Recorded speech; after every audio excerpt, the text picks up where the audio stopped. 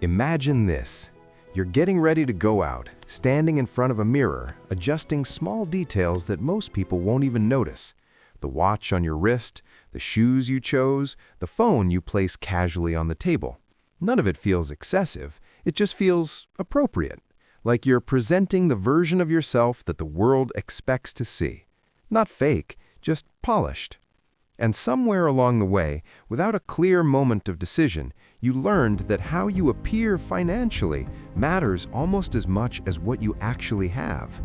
At first, it feels harmless, even necessary, because in a world where first impressions happen instantly, signaling stability, success, or progress feels like part of the game. You tell yourself it opens doors, builds respect, creates opportunities, and maybe sometimes it does. So you lean into it. Slight upgrades here, slight adjustments there, nothing extreme, just enough to stay aligned with what doing well is supposed to look like. But then something subtle begins to happen.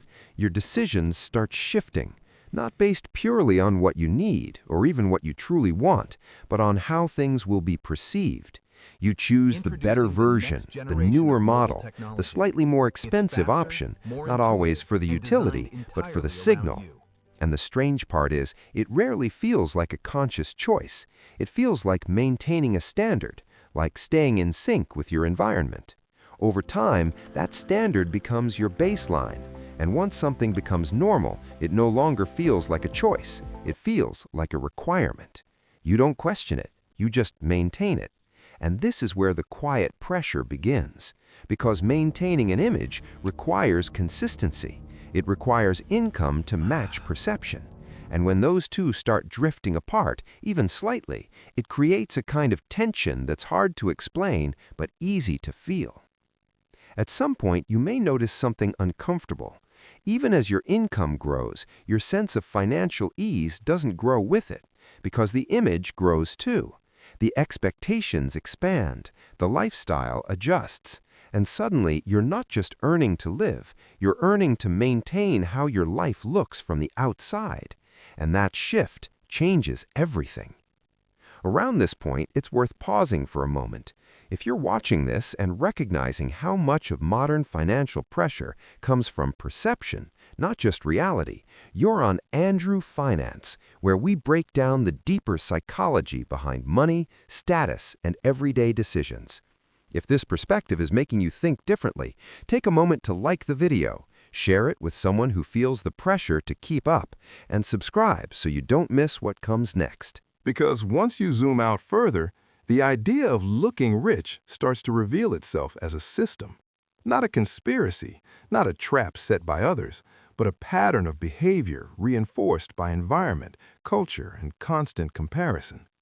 You see what others have, or at least what they show, and your internal benchmark shifts. Not dramatically, just slightly. But those small shifts accumulate over time, quietly raising the cost of your normal life. And this is where human psychology plays its strongest role, because we are wired to signal belonging, to show that we are doing okay, that we fit into a certain level of life. And in the modern world, those signals are often financial. The things we wear, drive, use, or display become shorthand for where we stand. Even if we don't consciously believe it, we respond to it, and so we participate in it. The irony is that the more you try to look rich, the harder it becomes to actually build wealth, because looking rich often requires spending in ways that don't create long-term value. It prioritizes visibility over accumulation, immediate perception over future flexibility. And over time, that trade-off compounds in a direction most people don't notice until much later. But then imagine a different path. Not dramatic, not extreme, just a quiet shift. You stop trying to signal. You stop choosing things based on how they will be perceived. You begin making decisions based on utility, comfort, alignment with your actual life. And at first, it feels strange, almost like you're stepping out of sync with the world around you, because the feedback loop changes, the external validation decreases, but something else begins to take its place: space, financially and mentally. Because when you're no longer maintaining an image, your expenses begin to reflect your reality, not your perception. Your decisions become simpler, clearer. You spend less energy thinking about how things look and more energy thinking about how they function in your life. Over time, this creates a different kind of confidence.